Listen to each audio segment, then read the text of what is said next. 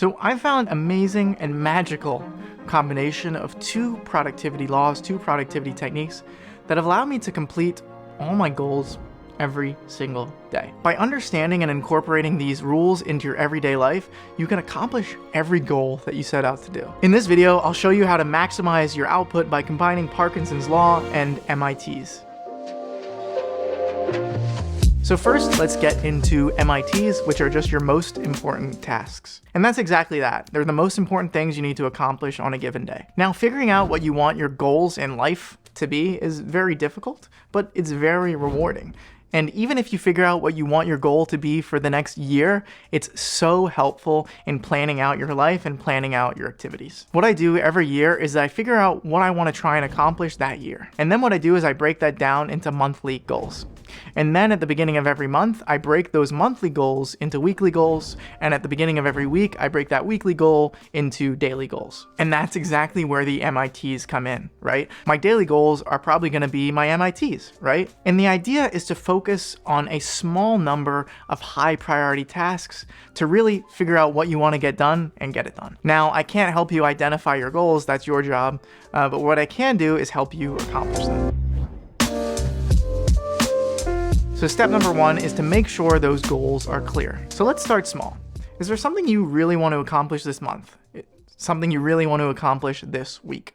Can you break down that goal into smaller sub-bullets? And can those sub-bullets be broken down into something that you want to do on one day? For example, I bulk record and write and edit all these videos so I can spend more time with my family, other things like that. But one week, I might have the goal of finish 5 YouTube videos. And finish for me means I've sent these videos off to my editor and illustrator, and I've filmed all the B-roll and uploaded that B-roll to a drive so my editor can use it. So what is day number 1 going to look like, right? Well, if I'm writing 5 videos, right? Maybe day number 1 is I'll brainstorm a bunch of titles, I'll pick my favorite 5, and then brainstorm some thumbnails about the thumbnails that I would click on. And then day number 2, maybe that's a Tuesday, is I would write 2 videos, and I would write specific videos that I planned out the day before. So maybe that's video number 1 and video number 2 that I will write that day. Those are my MITs for that day. And day number 3, maybe that's Wednesday, maybe I write another 2 video scripts. Day number 4, maybe that's Thursday, my MITs will be finish that last video script and edit all 5 of the video scripts. And then Friday, which is today, when I'm actually filming videos,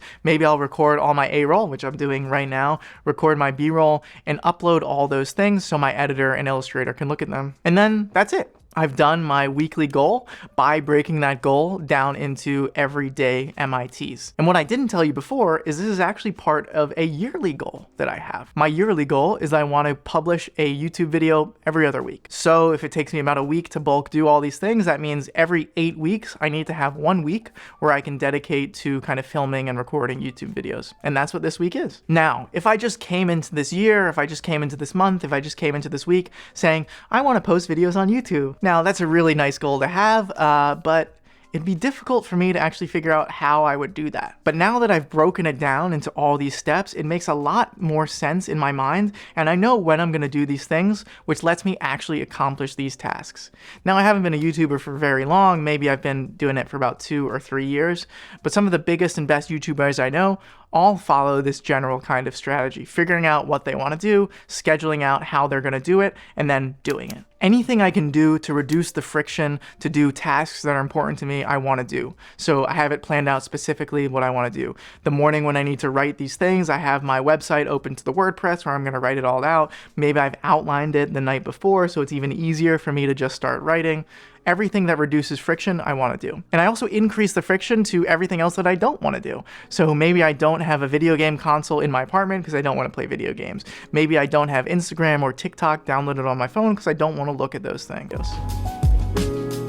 And that gets into my next tip, which is to be reasonable with your MITs. If I had set my MIT for today, for example, to write, record, and upload all 5 YouTube videos, it'd be impossible. I wouldn't be able to do it. I know Zach couldn't accomplish that even if he spent all 24 hours working on it.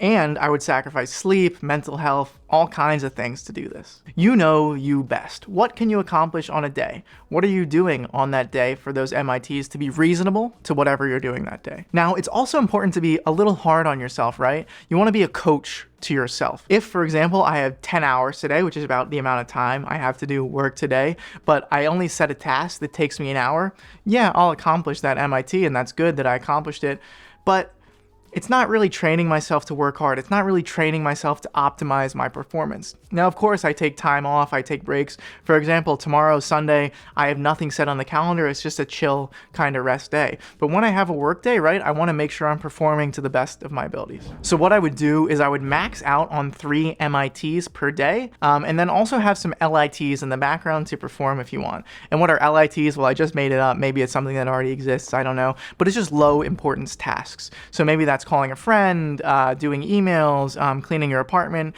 things that really don't require that much mental effort that you can kind of do after you've completed the major tasks, the most important tasks. And what I do is I have the Things app, and basically I just have a collection of a bunch of to-dos that when I have free time or when I have downtime and I've completed all my MITs, I'll just go through them. And finally, what are we going to do with these MITs is we need to prioritize within our MITs. And what I like to do personally is I like to eat the frog. I like to do the worst thing first. Personally, my energy is highest in the morning, so in the morning, I do the hardest task. And if I can get that first task done, I've won the day already. So just to give you an example, I'm gonna give you my MIT and LIT list that I had from, I think this was Tuesday.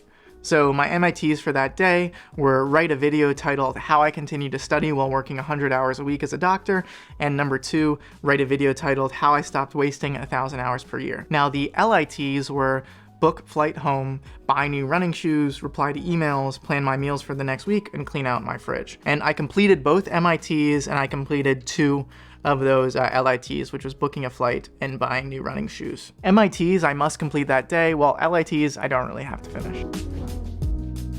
Now let's get into Parkinson's law, because understanding that is going to be vital when we actually combine these 2 laws to get everything done. So what is Parkinson's law? Well, Parkinson's law states that work expands to the time that we give it. So for example, if you had a project and you were given 4 weeks to do it, Parkinson's law says it would take you 4 weeks to do it. Parkinson's law also states if you were given 5 hours to do it, you would also do it in 5 hours. So what do we have to do to use Parkinson's law? Well, simply we have to set deadlines for ourselves and focus on completion, not perfection. That's it. So the first thing we have to do is we have to set deadlines, and this is the most crucial and important part of Parkinson's law. We must have deadlines that we stick to. Again, we need to have deadlines for the year, the month, the week, the day, and if you want to go really crazy, the hour. So again, what might this look like for my goal of publishing a YouTube video every other week? Well, the yearly goal is every other week, publish a YouTube video. The every 2-month goal is complete 5 YouTube videos. And then the every week goal is complete those 5 YouTube videos. And then the everyday goal is what I said earlier. Maybe it's write the videos, maybe it's record the videos, maybe it's edit the videos. And then I do get very granular with it. What I'll do is I'll set, say, 3 or 4 hours at a time aside to say, okay, Zach, what you're gonna do for these 3-4 hours is just write. Now here's where the secondary magic comes in. We're just completing it. We're not necessarily perfecting it. We don't need to write the next famous book. We don't need to make the best article the internet's ever seen. I don't need to make the best YouTube video that's ever been shown. Even though I try a lot to make really good YouTube videos, I know if I was trying to make a 10% better YouTube video, that would take me another 4 to 8 hours, and it's not just worth it. It's not what my audience, what my viewers care about that much. And so maybe I'll make the occasional mistake. Maybe I'm not in the world-class setting or stuff like that.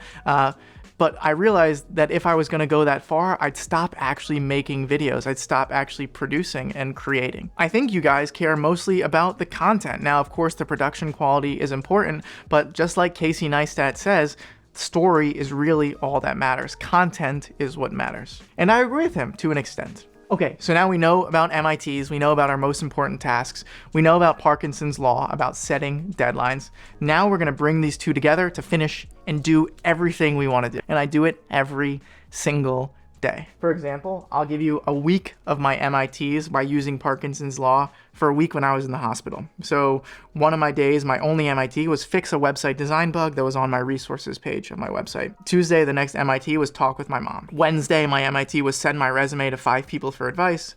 Thursday, my MIT was finish a PowerPoint on a case presentation of a patient. and my Friday MIT was outline a newsletter post. It's important to fit these MITs and Parkinson's law into your life. So for example, what I like to do is on a Sunday, I like to schedule in my calendar the deadline for my MITs for that day. Okay, so that's the big summary of what we're gonna do to use MITs and Parkinson's law to kind of get everything we want done. A quick couple of rules to make sure you're using these two rules to the highest effect. Number one is MITs should not overtake proper sleep, diet, and exercise. Your health, your mental health, your body's health are the backbone of all of this. Number two is MITs cannot be pushed back. You should aim for a 95 to 100% completion rate of your MITs. This is vitally important because if we start to lax around with our MITs, then we're telling ourselves in our mind that these aren't this important, and we're training ourselves to not complete our tasks, which defeats the whole purpose of this whole thing. LITs are much more flexible, right? I write these down in the Things app, and you can push these back days, weeks, months. Carefully curate those 1 to 3 MITs for every single day. Be reasonable with yourself, don't kill yourself, and don't go too easy on yourself. It really means you're working towards your true goals. I remember when I was not procrastinating with my YouTube channel, I would use certain techniques to publish videos consistently, and then the YouTube channel went on to change my life. Not procrastinating with studying means I would study in a certain way for a certain time, and then I got into my dream medical school, and becoming a doctor has changed my life. And there was a resource that gave me a leg up on both of these things, studying and also making my YouTube channel, and that resource is Skillshare, who are kindly sponsoring this video. And how did Skillshare actually help me? Well, specifically Thomas Frank's productivity course taught me how to strategize my calendar to get what I needed done. And many people who are currently in college or medical school or whatever say my Anki course has actually helped them get the highest grades they've ever gotten in their classes in the shortest amount of time, letting them get into their dream program. And Skillshare is the largest online community for creatives with thousands of classes. And I've learned from industry experts on there about cinematography, branding, illustration, and that's just like the tip of the iceberg. But overall, Skillshare really has changed my life because it gave me the tools and techniques on how to actually get going and take action. So if my Anki class, starting a side hustle, or just improving your life interests you, I strongly suggest you join Skillshare. And the first 500 people to use my link in the description will receive a 1-month free trial of Skillshare. But that is it. Thank you so much for watching. I'm happy because I'm finishing my MIT of the day of recording 5 YouTube videos. This is that 5th YouTube video, and now I get to chill. Maybe I'll do the LIT of starting my own pot and pan opera. Let's see how it goes. But that's it. Thank you. That's it. Thank you so much for watching, and I will see you on the next one.